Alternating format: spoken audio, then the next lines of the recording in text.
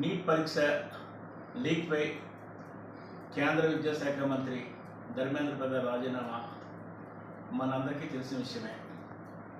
ఈ రాష్ట్రంలో కూటమి ప్రభుత్వం ఆధ్వర్యంలో మెగా డిఎస్సి పేరిట అనేక అక్రమాలపై లోకేష్ రాజీనామా చేయాల్సిన అవసరం ఎంతైనా ఉంది.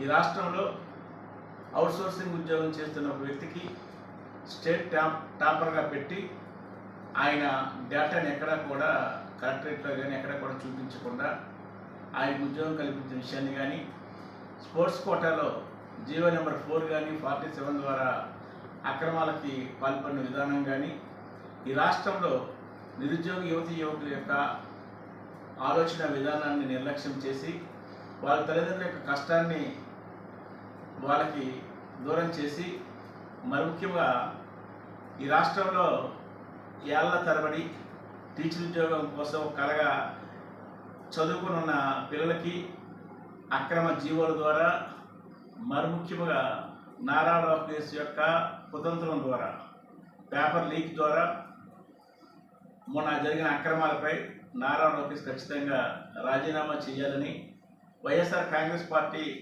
అనేక సందర్భాలుగా ఎత్తి చూపడమే కాకుండా ఈ మెగా డిఎస్సి పేరిట జరిగిన అన్యాయాలని, మరి ముఖ్యంగా పేపర్ లీక్ని లేదా అవుట్సోర్సింగ్ ఉద్యోగికి టాప్ ర్యాంక్ క్రియేట్ చేసిన విషయాన్ని రాష్ట్ర ప్రజలకు తేటతెల్లం వైఎస్ఆర్ పార్టీ తేటతెల్లం చేయడం జరిగింది.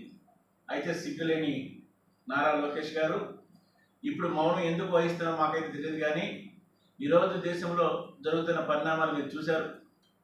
కేంద్ర విద్యాశాఖ మంత్రి ప్రజల యొక్క ఆలోచన గ్రహించి, యువత యొక్క అభిప్రాయాలను గ్రహించి ఆయన రాజీనామా చేయడం మనం అందరం చూసాం. మీకు సిగ్గు లజ్జ ఉంటే, ఈ రాష్ట్ర ప్రజల పట్ల మీకు ఒక బాధ్యత ఉంటే, ఇచ్చిన మాట నిలబెట్టుకోవాలన్న ఆలోచన ఉంటే, మరి ముఖ్యంగా ఖచ్చితంగా మీరేమో రాజీనామా చేసి మీ చిత్తశుద్ధిని చాటుకోవాలని చెప్పేసి వైఎస్ఆర్ కాంగ్రెస్ పార్టీ పార్వతీపురం నియోజకవర్గం తరఫున నేను నారా లోకేష్ గారు డిమాండ్ చేస్తాను. ఖచ్చితంగా నారా లోకేష్ గారు రాజీనామా చేయాలి. నారా లోకేష్ రాజీనామా చేసి ఈ రాష్ట్రంలో ఎవరైతే దగాపడ్డ నిరుద్యోగ యువకుల యొక్క అభిప్రాయాలను, వాళ్ళ తల్లిదండ్రుల యొక్క కష్టాన్ని గ్రహించి ఖచ్చితంగా భవిష్యత్తు విషయాలు జరగకుండా చూడాల్సిన బాధ్యత ఈ ఎన్డీఏ కూటమి ప్రభుత్వం ఉందని చెప్పి మీ ద్వారా తెలియపరచు.